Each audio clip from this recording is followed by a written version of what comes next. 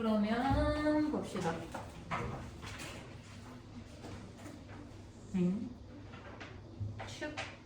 측정이시죠. 자, 볼게요. 통계에 기반하는 영적 연구를 시행하기 위해서 추상적인 대상이나 변인들은 구체적인 숫자로 치환해야 되는데 이 치환 과정을 측정이라고 한답니다. 측정에 대한 개념은 알고 가셔야겠죠?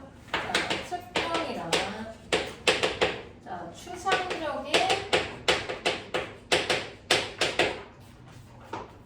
대상이나 변인이라는 건 요인이라고 생각하면 돼요. 요인들을 자, 우리 구체적인 숫자로 치환이라는 거는 변한다라는 거지. 어차피 수업 다 했으니까 구체적인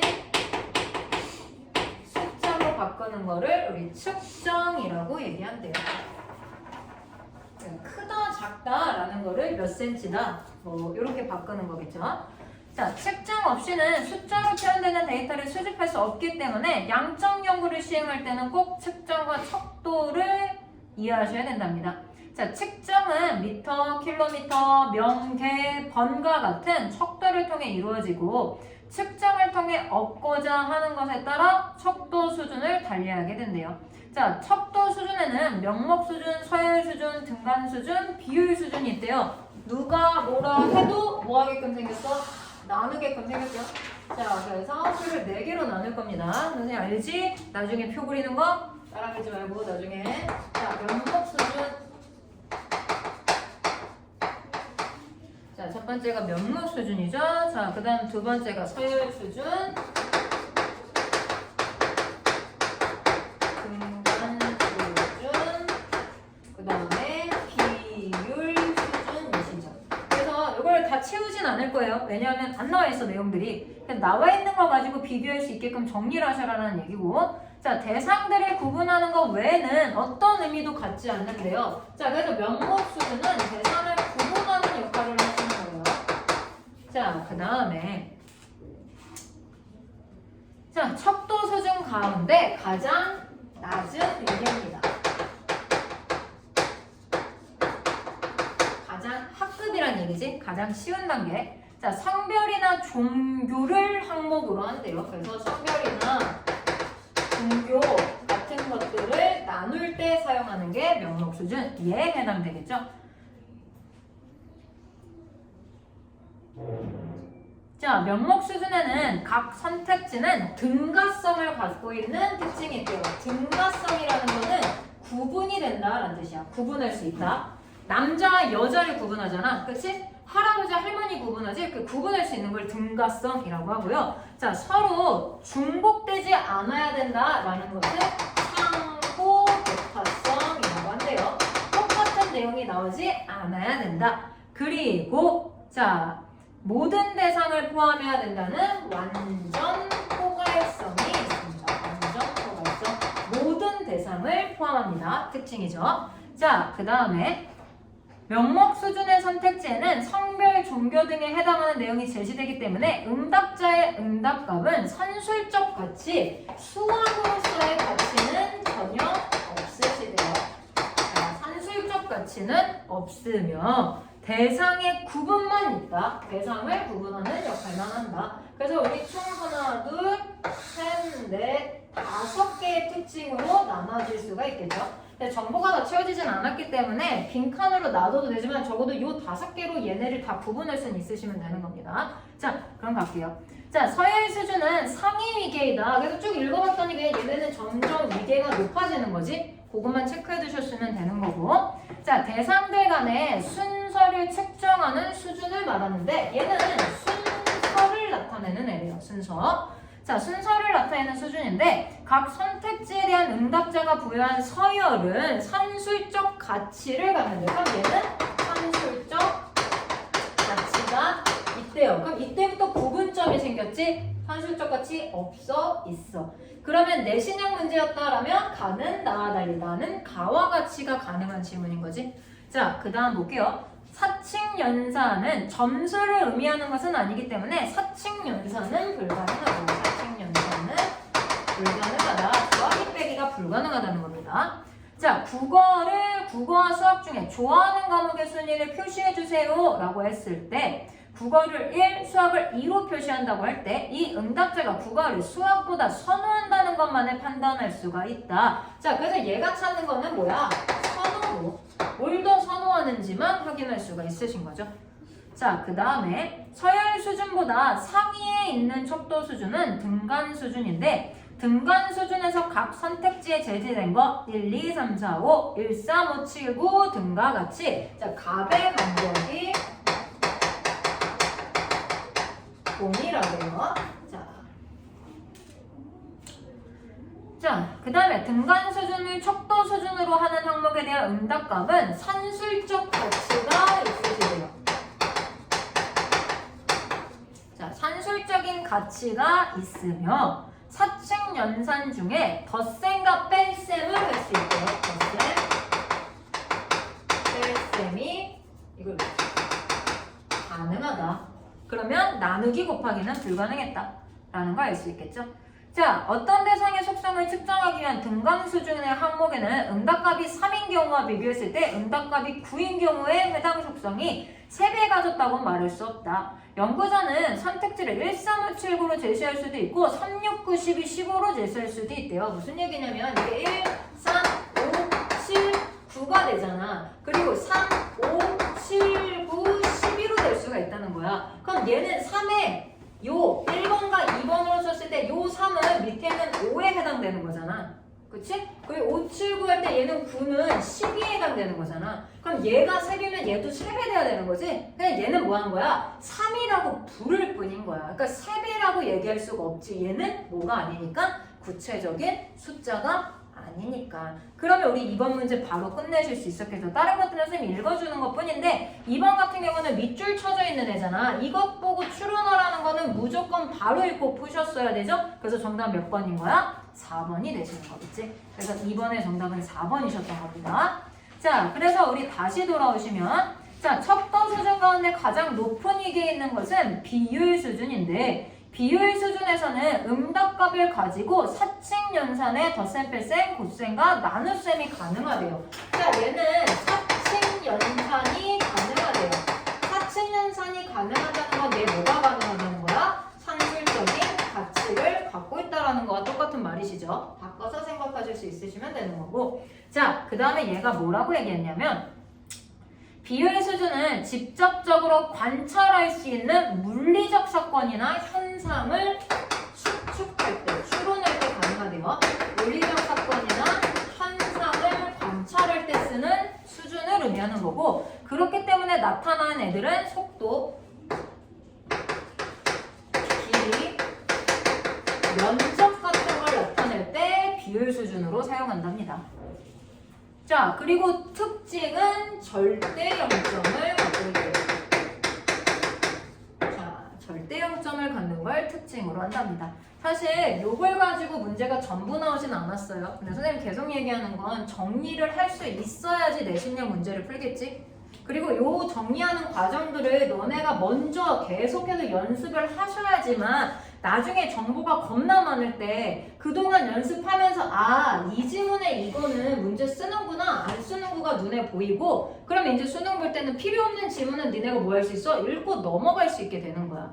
그리고 필요한 지문을 정리하고 지금은 1문단, 2문단, 3문단 다 정리하고 있지만 3학년 말에 가서는 필요 없는 지문을 그냥 눈으로 보고 필요한 지문을 옆에서 정리하게 되는 습관이 되는 거예요. 지금 뭐 정리하고 뭘 빼야 되는지 모르시잖아요.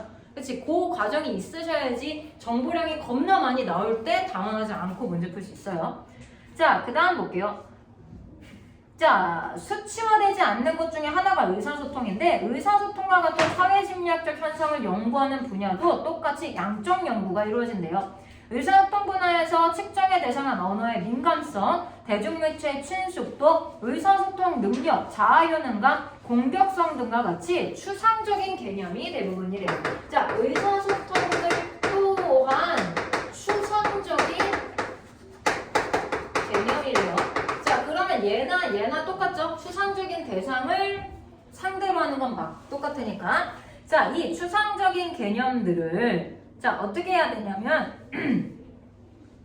사회 심리학 분야에서는 이렇게 추상적인 대상이나 변인들을 구체적인 숫자로 바꾼대요. 자, 구체적인 숫자로 바꾸는 과정을 얘네는 조작화 또는 개인적 아니 경험적 현실화라고 부른대요.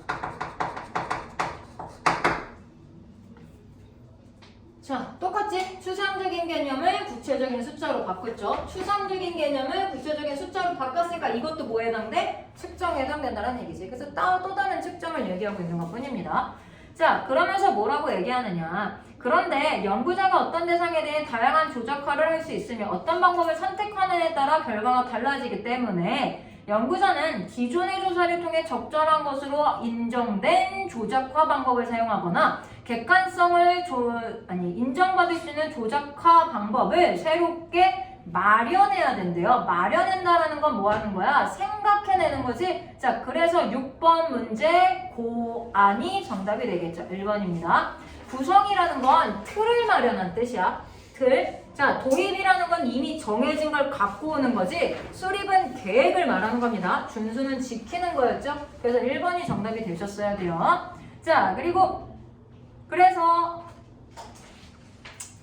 측정 결과를 2가지 이상의 조직화 방법을 확인해서 비교 분석하는 게 방법인데 의사소통을 활용하는 사람들이 가장 많이 사용하는 게 첫 번째 리커트 척도예요. 자, 리커트 척도를 사용하는데 개발자 리커트의 이름을 딴 것으로 선택지는 주로 예를 들면 동의한다, 동의하지 않는다로 구분할 수가 있다라고 합니다. 자, 연구자는 각 선택지에 따라 몰부에 점수값을 부여해요. 막 틱톡이나 뭐 쇼츠 같은 거 보면 심리 테스트 막 그 그림 여자 남자 얼굴 막 뒤섞여 있는 거 하고 네가 처음으로 본 거 뭐니? 해서 고르게 하잖아. 그 점수 막 계산하라고 하지? 그런 방식이라 생각하면 돼. 그건 점수는 걔네가 임의적으로 부여한 거잖아. 그 점수값을 부여해서 이를 통해 측정 결과를 도달한다. 주로 5점이나 7점짜리가 쓰는데 점수값의 간격은 항상 동일하지 않기 때문에 이게 무슨 수준이야? 서열 수준으로 사용한대요. 서열 수준에 해당되는 거야. 산술적인 가치는 있으나 사칙 연산은 불가능했다. 자, 그 다음 2번째 방법이 의 차이 척도죠. 자, 얘는 예로 들면 큰 거, 작은 거, 뭐 이렇게 하면 되겠지. 큰, 작음으로. 그래서 둘 중에 하나 선택하는 거죠. 근데 얘도 마찬가지예요. 자, 얘도 뭐라고 했냐면 어떤 사물이나 사람의 이미지에 대한 평가 등 주관적인 의미가 바꿔 말하면 추상이죠. 추상적인 의미를 쓸 때 주로 사용했는데 약한, 강한, 작은, 큰과 같은 상반된 입장을 나타낸대요. 자, 이때도 마찬가지로 무엇을 부여한다? 점수값을 부여할 거고. 자, 그 다음에 얘 무슨 수준이야? 서열 수준을 사용한다. 그럼 둘 다 똑같은 서열 수준이었구나 까지만 아시면 되겠죠. 자, 마지막으로 뭐라고 했냐? 통계에 기반하는 양적 연구 결과는 믿을만한 경우가 많지만 측정 결과에서 오류가 발생하여 신뢰도와 타당성이 떨어지는 경우가 많다. 자, 신뢰도는 일시적인 오류와 관련된 상황으로 그 상황의 컨디션, 그 상황의 뭐에 따라 달라진다는 거지. 자, 그 다음에 타당성은 목표에 부합하지 않고, 목표에 부합하셔야 돼요. 내가 원하는 목표에 맞으셔야 되고, 그 다음에 비체계적인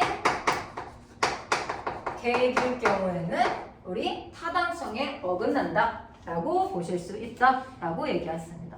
그러니까 부합하지 않고라고 해야 되겠네. 그렇지? 부합하지 않고 비체계적인 계획을 세웠을 때는 타당성에 어긋난다 라고 얘기했겠죠. 자, 그래서 이렇게 정리하셨으면 되는 거예요. 정리가 이렇게 되셨으면 잘 됐다 라고 보시면 되는 거고, 사실 읽으면서 풀 수는 있는 문제였는데 요거가 서열 수준으로 이어져야 되니까 서열 수준에 대한 개념이 정리가 되어 있었으면 되겠죠. 자, 그러면 1번 윗글을 통해 확인할 수 있는 질문이 아닌 거. 우리 문제 보다 보면 질문에 대한 얘기하거든. 질문이 맞아 틀려 요거는 내용 확인하는 문제입니다. 그냥 자, 사용하는 척도와 척도 수준 나왔죠. 의사소통 분야에서 측정의 대상이 되는 것 무엇인지 얘기해줬어요. 경험적 현실화 나왔죠. 양적 연구가 수반돼야 되는 이유 나왔습니다. 왜? 뭐하니까? 형태가 없으니까 추상적인 대상이니까. 자, 양적 연구의 연구자의 주관이 사용된 사례 없었어요. 정답 5번이죠. 3번, 2번 찾아드렸고 3번 성별을 나타내는 건 쉬웠죠. 성별이라고 했으니까 명목 수준이에요. 나이를 나타내는 것도 뭐야? 그냥 체크하는 거잖아. 그러니까 명목 수준. 좋아하는 순위, 순서를 하는 거, 선호도를 찾는 거 서열 수준입니다.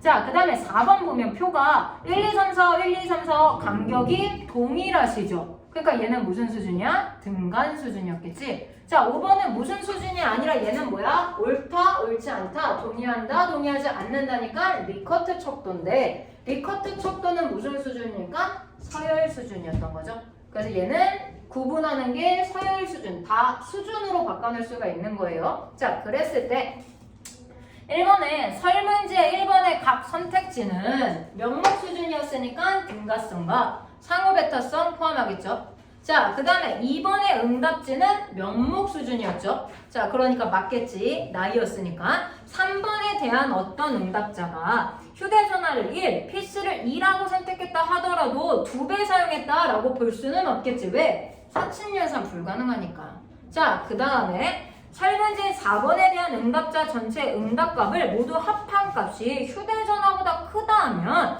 휴대전화가 정보 전달 능력이 가장 크구나 정도는 인식할 수 있겠지. 덧셈 뺄셈 가능하니까 누가 더 큰지는 보이겠죠? 자, 그 다음에 마지막으로 5번은 선생님이 서열 수준이라고 했죠? 그래서 우리 설문지의 5번은 비율 수준으로 아니라 서열 수준 되시면 되겠죠. 그래서 정답 5번입니다. 자, 단어를 통해 선택지 선택하죠. 조직화하시죠. 점수감 냅니다. 그 다음에 추상적인 개념은 주관이나 생각이 맞겠죠. 5번 응답에 대한 정수값을 가지고 곱하기 나누기 사칙연산 불가능했죠. 그래서 정답 5번이세요. 자, A를 바탕으로 추론한 내용을 알맞지 않은 거 밤늦게 조사해. 그럼 니네 졸리잖아. 그럼 일시적인 오류 나겠죠. 버퍼링 생기겠죠. 자, 시끄러워. 잘 안 들려. 그러면 오류가 생기겠죠. 신뢰도. 자, 완전 포괄성은 뭐야? 모든 것을 포함하는 거야. 선생님, 이제 식구가 모든 걸 해야지 1등급 몇 명이에요? 라고 얘기하겠지. 우리 반만 가지고 1등급 몇 명이에요? 라고 할 수는 없는 거잖아. 그러니까 얘는 타당성에 문제가 생기는 거죠. 의사소통 물어봤는데 학업 스트레스 얘기하고 있어. 그러면 뭐가 해? 목표에 어긋났잖아. 주제에 맞지 않으니까 타당성이 어긋난 거겠죠. 지적 수준이 낮은 사람들한테 고난도의 문제를 주면 풀 수 없겠지. 문제 자체가 잘못된 거니까 타당성이 어긋났겠죠. 그래서 정답은 5번이 되시는 겁니다. 자, 잠깐 쉬죠. 잠깐 쉬고 13분에 다시 시작할게요.